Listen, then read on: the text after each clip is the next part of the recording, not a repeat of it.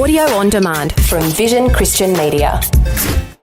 Jesus said, "If you hold to my teachings, you are really my disciples. Then you will know the truth, and the truth will set you free." When Job went through his experience of intense suffering, he had many questions and longed for an audience with God. One of the questions he wanted to ask him was, "Do you know what it's like being a man?" This is what he said, "Do you have eyes of flesh, or do you see as a man sees? Are your days like the days of a mortal man? Are your years like the days of a mighty man?" Without realizing it, Job was speaking on behalf of all of us. There's a terrible gulf between God and us that needs to be bridged if we are to feel confident that God really understands us. It's not enough for us to know that God knows about our suffering, He must feel it. Amazingly, this need has been met through Jesus Christ. The Son of God became the Son of Man, and He lived as we live, suffered as we suffer, and felt as we feel. And now He's seated at God's right hand as the God-man. The writer to the Hebrews says, "In all things He had to be made like His brethren, that He might be a merciful and faithful high priest."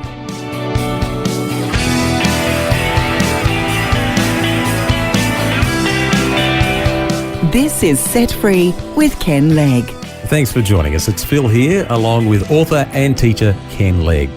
And this week we're looking at when bad things happen to God's people. It's a tough subject. And yesterday we saw how on top of all the suffering that Job went through, losing his family and his health, all his possessions, he then had to endure the grueling experience of being bullied and condemned by his three best mates. Pretty tough, isn't it, Ken? Yeah, well, he went 3 rounds with them, but I would have said that it's worse than going 15 rounds with Mike Tyson. They were devastating, weren't they? And an interesting development came out of this film. Job had been pushed into a corner by his friends. Their contention with him was that only the wicked suffer. Remember that? So Job replied, well, if that's the case, then God has wronged him because he's innocent. Yet he's suffering. Therefore, God is unjust. So in wanting to vindicate himself and proclaim his innocence, he actually accused God of being unjust. He turned against God and judged him. Now, prior to his suffering, somebody said he believed in God and he believed in justice and felt they went hand in hand. Now he believes in justice and he believes in God, but not together. And looking at what he went through, I guess it's not too hard to understand why he felt that way. Yeah, well, we've said a few times this week already that, the testimony of God and the Scriptures is that he was a righteous man. But let's just break that down a little bit. In the book, we read these things about him. He was respected by all men. He dedicated his life to helping the poor and helpless. He was righteous in private. He made a covenant with his eyes not to look upon a young woman lustfully. He determined not to lie. He had never yielded to the temptation of adultery. He'd always treated his servants well. He'd fed and clothed the poor and needy. He never let his wealth draw his heart away from God. He was never glad when his enemies suffered. And he was honest in his business dealings. These are some of the things that the book says about him. So, of course, he would ask, well, then why am I suffering? He was faithful to God, but was God really being unfaithful to him? So why all this suffering? So his suffering actually led him to probe the very foundations of his faith and question what he really believed about God. Yeah, it's really interesting, isn't it, that his wife tried to get him to turn against God too, and she failed. So Satan then uses his friends and their doctrine to do the job instead. And now we see him beginning to doubt God's integrity. Yeah, not surprisingly, after 3 rounds of discourse with these friends, so-called friends, Job doesn't want to talk with them anymore. He says, I've said all I can say to you guys. You're not getting it. I don't want to talk to you anymore. He only wants to talk with God. But the problem is that God is silent. And so as his pain increases, so does his frustration. He's basically got 2 questions. Number one, what are God's charges against him? What sins is he suffering for? And then the second question is, why has God been so silent? He's been talking to God, asking him why, but no response from God. So from the book of Job, Phil, we can see that this silence is not the result of personal sin. We may go through times like this ourselves. Yeah. And we might think, oh, God's, disappointed with me or angry with me, or he's gone off and left me, abandoned me. But remember this, even Jesus on the cross experienced that silence of God. I guess the longer God remains silent, the more risk there is that Job's going to become bitter. Yeah, and we could say that Job did not suffer because he sinned, but he sinned because he suffered. After initially weathering the storms of suffering, he wavered at this particular attack from his friends. Maybe God wasn't the kind of God he thought he was. Maybe he isn't fair. Perhaps God is punishing me. He's giving me the silent treatment. God hasn't got my best interest at heart. God doesn't answer prayers. These were the kind of things that he was wrestling with. Now remember, Satan's original goal was to get us to believe that God is not being good to us. But that raises an important question, Phil. What is good? A problem arises, I think, between us and God when we disagree with him over what is good. Anything that's not pleasant or brings pain, we say that's not good. But a question we don't want to really probe is it possible that our good could really be bad and that God's bad could actually be good? You're getting deep now. Yeah, it's getting deep, isn't it? So if that's so, then what we consider good may be taken away from us. But God is still good. His good is far greater than the good we had in those things that were taken from us. It's not our circumstances that cause us to fall out with God, but really it's our misbeliefs about him at the time of our suffering.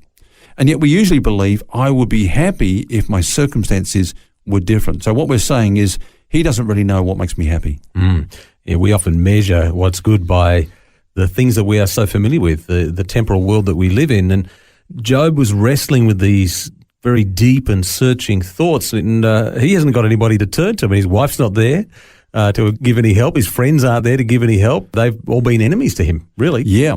But it's at that point, Phil, that another person enters into dialogue with Job. This young man by the name of Elihu. Now, out of respect, he's been sitting there waiting for the older guys to finish saying what they're saying, but all the time he's getting angry with his friends because they forced Job into this position of blaming God. And he says, look, Job, I'll represent you. I'll get involved here and I'll represent you and God. I'll be a mediator between the two of you, and I promise to represent you both fairly. So we can ask, well, what was different then about his counsel? For one thing, his friends thought that Job's suffering was what we call punitive. That is, he's being punished for something he's done wrong. But Elihu says, no, look, there's another way of looking at it. It could be educational, it could be corrective.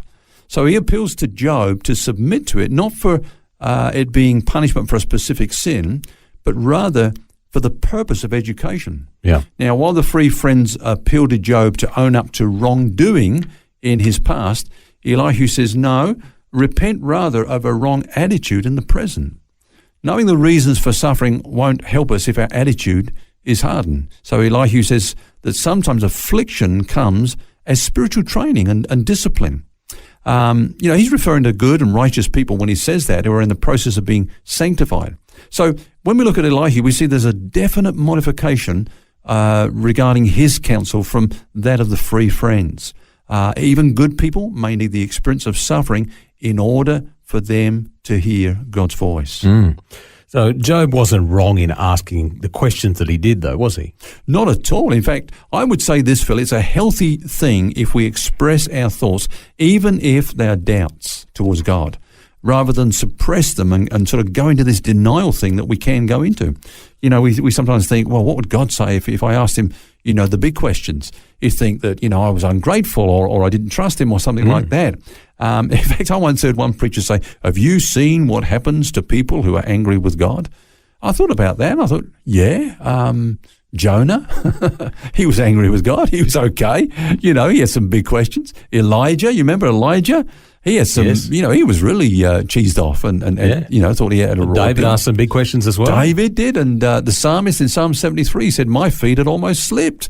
I was really stumbling over this. The righteous are suffering, the wicked are prospering. What is going on? But he asked the questions, and the fact is that God revealed himself in a greater way to every one of those. And that actually, Phil, is about what is going to happen to Job. We've worked our way through this book very quickly, I might say, this week. But when we come to the program tomorrow, we see that God finally appears to Job and gives him some answers. Not all the answers that he wants, but certainly some answers that really put his mind at ease and just make sense of all that's been going on.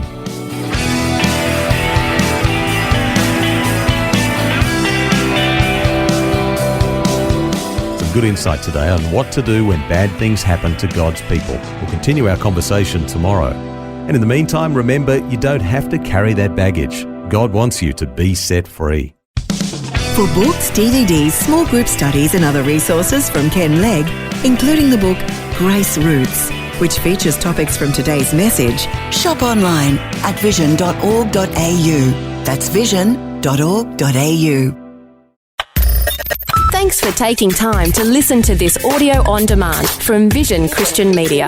To find out more about us, go to vision.org.au.